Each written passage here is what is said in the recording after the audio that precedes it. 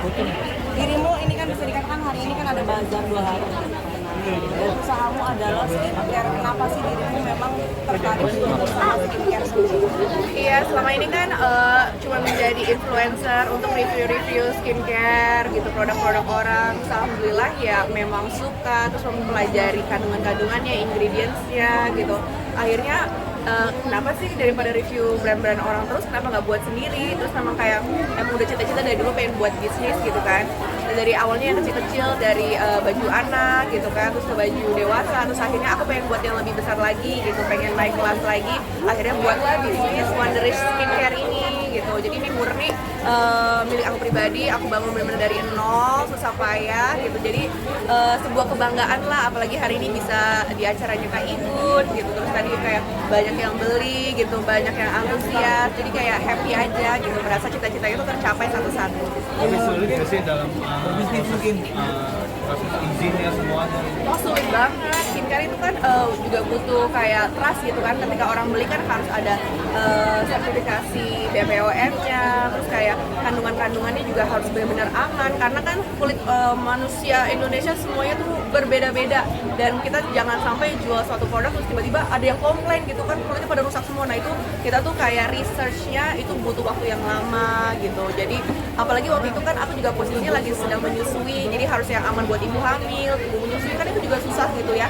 Jadi ya susah-susah gampang, tapi namanya berbisnis ya ternyata banyak tantangannya, belajar banyak gitu. Tapi beda gak sih Kak Ibel? Kamu pakai skincare sih?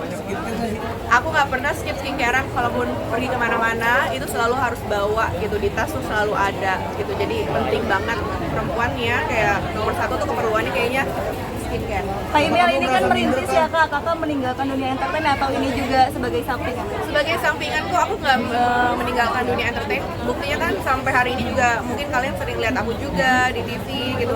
Udah mulai comeback lah pelan-pelan gitu. Jadi ya mudah-mudahan kedepannya nanti ketika udah siap mungkin main film atau main sinetron, nggak ada yang tahu lah kedepannya kayak apa. Berarti masih sampai tetap ngurus- mau untuk sinetron dan film? Ya, ini kan bisa dikatakan dirimu kan rezeki ada aja gitu kan, sampai bisa dibilang buka usaha. Alhamdulillah, seperti apa sih gitu kan membagi waktu untuk bisnis juga, anak juga gitu. Ya itu makanya kayak alhamdulillah aku tuh benar-benar bersyukur banget sekarang tuh tertata hidupnya. Jadi ada waktu buat anak-anak, ada waktu untuk berbisnis, ada waktu aku bekerja, ada waktu aku untuk me time gitu, untuk jalan-jalan juga ada. Kayak sekarang tuh lebih berasa membagi waktunya tuh pas lah gitu. Untuk anak-anak juga pasti ada. Kak Ibel kan sudah banyak bisnisnya nih, bagi waktu anak juga sampai dibilang sampai perempuan tangguh gitu, kuat gitu dalam menghadapi itu semua. Gimana sih mungkin dari kamu sendiri? Iya, aku sih menganggap itu jadi doa aja ya, alhamdulillah. Toh aku juga manusia masih banyak kurangnya gitu. Tapi kalau kami didoain jadi perempuan tangguh ya aku aminin aja. Tapi masih banyak perempuan tangguh yang lainnya kok, aku hanya lagi belajar aja gitu. Tapi bisnis ini dibantu sama Ade juga gak sih? Atau gimana kan sampai kompak banget tuh kalau Oh kita mau- iya, adekku juga selalu ikut kemana-mana. Kan namanya ini kan nanti ketika harus masuk masa idah kan harus ada mahramnya kemana-mana kan. Jadi udah dari sekarang tuh adek aku tuh selalu nemenin. Walaupun aku sedang bekerja tuh dia selalu aja kebetulan masuk ke dalam tim juga gitu. Jadi kayak ya dulu mungkin jarang ngeliat berdua ya, sekarang jadi makin kompak. Alhamdulillah banyak hikmahnya gitu. Banyak dipuji juga sama netizen sama Ade kompak gitu dalam bisnis, dalam ngurusin anak-anak di dalam kehidupan. Itu gimana sih menurut kamu? Ya menurut aku seneng aja gitu. Biasanya kan kalau kita dulu kecil kayak sering bareng, terus nanti pas udah besar tuh kan punya kehidupan masing-masing. Tapi kita justru malah sebaliknya gitu. Ketika udah dewasa malah jadi makin kompak, bisa kerja bareng. Menurut aku itu kayak cukup langka juga. Jadi ya banyak bersyukur. Ya bisa dikatakan kayak sekarang kan rezekinya ada aja, lancar aja gitu kan. Sebenarnya juga sehari-hari juga nggak kayak ada streaming juga gitu kan di subuhnya seperti apa sih gitu kan. Karena dalam artian rezekinya ada, buat ibadahnya juga tidak gimana. Ya, alhamdulillah lancar lah semuanya, bisa dibilang kayak gitu. Namanya ya hidup kan ada pasang surutnya, ada ketika lagi down banget, ada ketika lagi mulai ini gitu ya. Namanya ya kehidupan kan terus berputar. Ya alhamdulillah mungkin saat ini ya lagi banyak disuruh bersyukur gitu ya. Alhamdulillah dikasih banyak kemudahan, tapi ya jangan sampai takabur karena kan hidup terus berputar. Siapa tahu nanti dapat cobaan apa lagi, ujian apa lagi. Jadi ketika sedang sedih jangan terlalu bersedih, dan ketika kita bahagia jangan terlalu euforia karena segala sesuatu terus berjalan ya. Terus Tapi mungkin Kak ada tipsnya nggak ketika di masa sulit akhirnya malah memilih untuk mengembangkan diri lagi di sini? Menurut aku sih ketika kita tuh lagi down, jangan terlalu banyak. Boleh ada waktu, kita kasih waktu untuk bersedih gitu ya, tapi harus tetap bangkit lagi karena ya itu tadi aku bilang hidup kan berputar. Kalau misalnya kita terlalu stuck dalam satu posisi, kapan kita bisa move on? Dan kan Islam itu mengajar kita untuk hijrah. Hijrah kan bukan gimana-gimana, tapi kita harus berpindah gitu, harus terus belajar maju ke depan gitu. Jadi mungkin ya sedikit nasihat, saran aja sih. Targetnya apa sih ke depannya? Targetnya banyak, pengen bahagiain keluarga, khususnya juga orang tua. Kan sekarang ngelihat mama, papa juga udah semakin berumur, kan pengen bisa berbakti gitu kan. Sekarang udah kayak gitu ngurus anak, berbakti sama orang tua, dan bisa menjadi orang yang bermanfaat gitu. Banyak banget. Ini bisnis berapa kan kalau boleh tahu? Ini bisnis berapa maaf?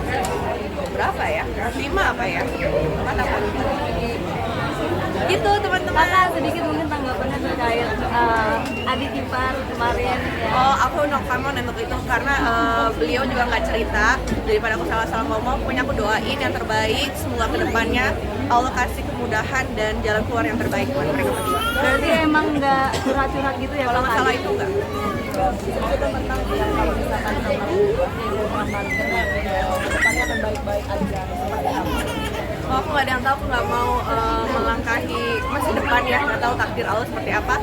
Pokoknya saat ini aku lebih fokus untuk mengembangkan diri aku karena nanti pasangan akan sesuai sama cerminan aku kan. Jadi ya aku harus belajar sebaik mungkin supaya dapat pasangan juga yang sama baiknya.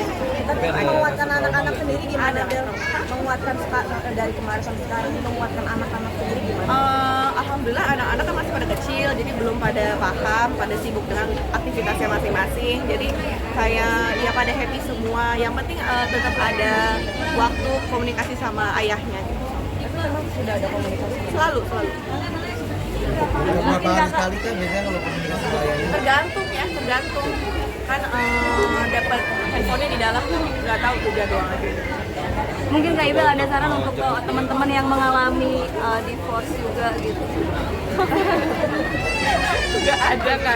Takut salah ngomong nanti dijadiin duta lagi. Pak, tapi kalau misalkan Amar benar-benar berubah, seperti apa? Ya nggak tahu lah, kita lihat aja sih. Terima kasih.